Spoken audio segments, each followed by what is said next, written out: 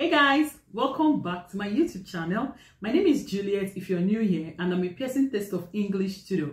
In this my space here, I basically teach tips, tricks, strategies on how you can ace your Pearson test of English for migration or for study purpose, so you get that desired score you've always wanted. Okay, so in today's video, I'll basically be talking about prepositions. Make sure you stay with me to the end of this video so you know what prepositions are and how you can identify prepositions in your Pearson test of English exam or any English exam you're trying to write.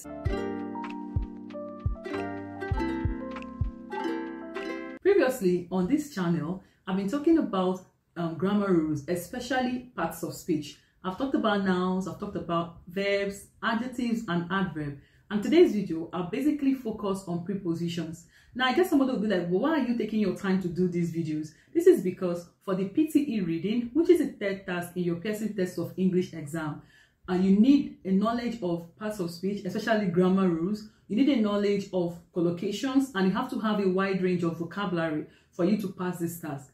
Now, these tasks are very important because the first task in your PTE reading is not just going to contribute scores to your PTE reading, it's also going to contribute a lot of scores to your PTE writing. So there's need for you to understand how these tasks work and how these grammar rules work. So that is why I put this video together. So in case you have not watched my previous video on the other parts of speech, please try to watch them. It's going to give you a better understanding of how to do this task on exam day. Now let's delve straight into this task and know how we're going to identify prepositions in our sentences. Okay guys, so yeah, this is the topic for today is preposition.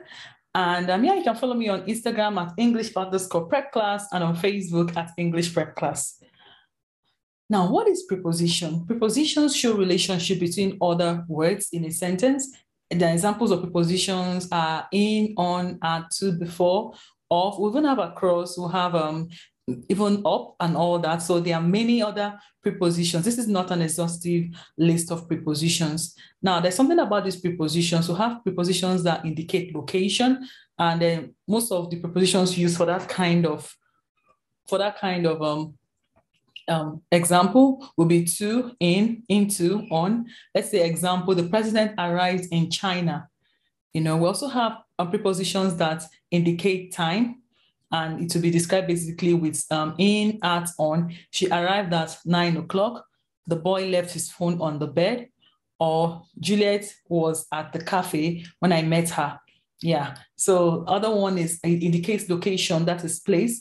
And the simple prepositions that does that would be on, at, in. He left his bag on the bed. The train arrives at 6 o'clock every evening.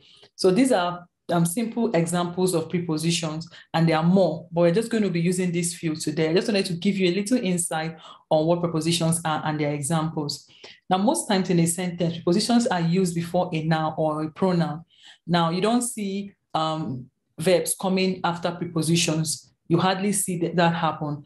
Now, example of prepositions where you find a verb coming after them will be the girl rode on a bicycle. Now, you can see here, the one here in red is the preposition and bicycle is a noun.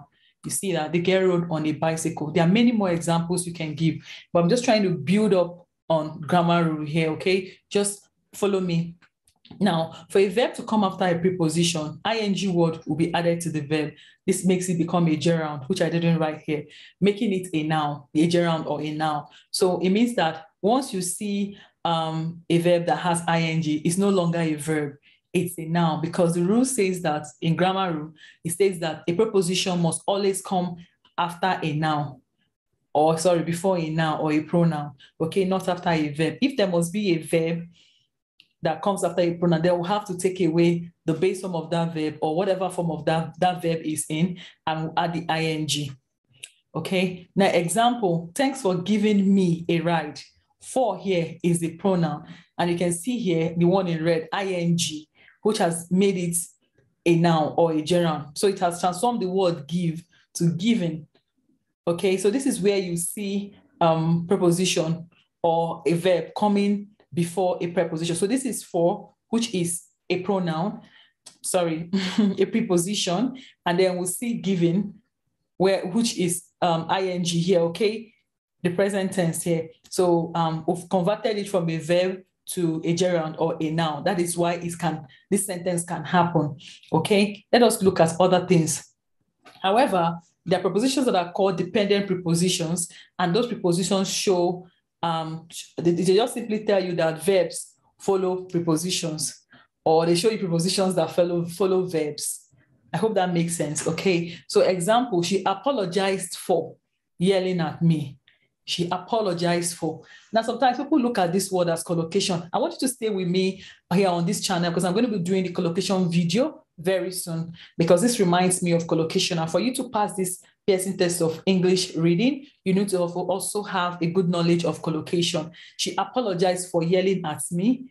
You see there, and not just this, he catered for her. Many other examples that you can cite here for this kind of dependent preposition, that is showing you that a preposition follows a verb, because apologize is a verb and for is a preposition. Now let's look at some examples of the reading fill in the blank. I got this question from one of the websites, and it says here there's a greater level of gender sensitivity to the extent that boys are up to see themselves as superior to girls. So you see here, this word here is a verb. Remember, is a to be verb or be verb, the be verb or the to be verb, okay? And up here is a preposition. So we're trying to find out what should be here, the word that should be here.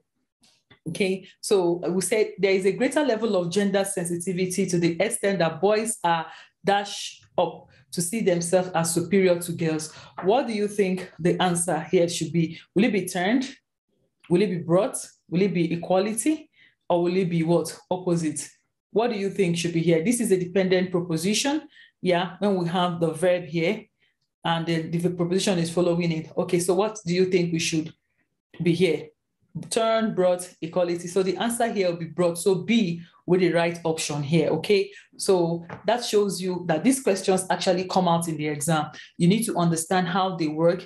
You need to know that once there is a verb and there is a blank, then it can actually be another verb in there. It means that a verb can actually come after a preposition or before a preposition. Yeah. Okay, so I'm going to take another example. Let's see here. When you have a verb followed by a preposition to, would have the base form of verb in the blank. Now, I was going through some of these questions that usually come out in the Pearson test of English reading, and I saw that a lot of them will have this word here too. So for example, you have to before a blank. So we know that whenever you see this, especially when to is not an infinitive, when it's a preposition, that what's the form of verb that will be in this blank will be the base form of verb. And what is the base form of verb? This is the first form of verb that that doesn't have an ing or ed or un at the end of it. Okay, it's just the normal form of verb, like eat, sit, walk. Like you've not added ed or ing to that verb. So that means that if you see a to before a blank, then what should be in that blank should be the first form of verb, okay? Because to here is a preposition. Let's look at this example. The Constitution offers press freedom, but the government has been battling court cases to try to dash such freedom. They said concerned. So for now, consent will never be here. It will never be an option. It will never be considered. Why? Because it's not the first form of verb. The first form of verb will be concerned. That's the base form of verb without the ed ending. But this one has an ed ending. So it is not the base form of verb. So this one, option A, cannot fit into this blank. Then we have curtail, we have touch, we have look. Now we're talking about court cases, and we're talking about such words as freedom. So touch wouldn't be a better option here. Look wouldn't even fit in here. Curtail looks like something that can be used in the court of law. So let's look at it. The Constitution offers press freedom, but the government has been battling court cases to try to curtail such freedom. So curtail, this is B, will be the best option here. So we've been able to establish some important points today in this video about preposition. We talked about the dependent preposition. We also believe that we know that verb follows, we know that preposition are followed by nouns or pronouns. And we said that for a verb to follow a preposition, it must be converted to the ing. It must be converted to ing. As in the verb plus ing, that gives us a noun or a gerund. We also talked about dependent preposition, okay, where a preposition follows a verb. We say something like apologize for, cater for. brought up, those kind of things, that words that go together, they are dependent preposition. It means that we have a verb and have a preposition. They go together. Most of the times they've been established that they go together. Then we also talked about if a verb is followed by preposition to the word TO, we know that what will be in the blank, if there is a blank they've asked us to fill, will be the base form of verb. That is the verb in its natural form, without the ing, without the ed. I hope this will help you ace your Pearson test of English, because there are so many of these questions in the Pearson reading, which will actually, for those tasks like the reading and writing fill in the blanks and the reading fill in the blank. And I actually got these questions I cited here as an example. I got them from the Pearson test of English, the reading module, the reading fill in the blank. So I hope this helps you pass your Pearson test of English reading and you get that score. A lot of people struggle to pass this part of the exam. So with these grammar rules I've been doing, I know it's going to help you to pass. Hey, so this brings me to the end of this video on preposition.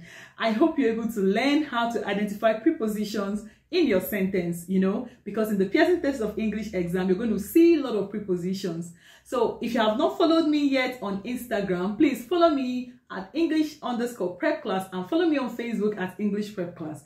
And guess what? If you have also not subscribed, please hit the subscribe button, turn on your bell notification so you know when I put out new video, which I do every week. I'll see you in my next video, guys. Please stay connected. Bye-bye.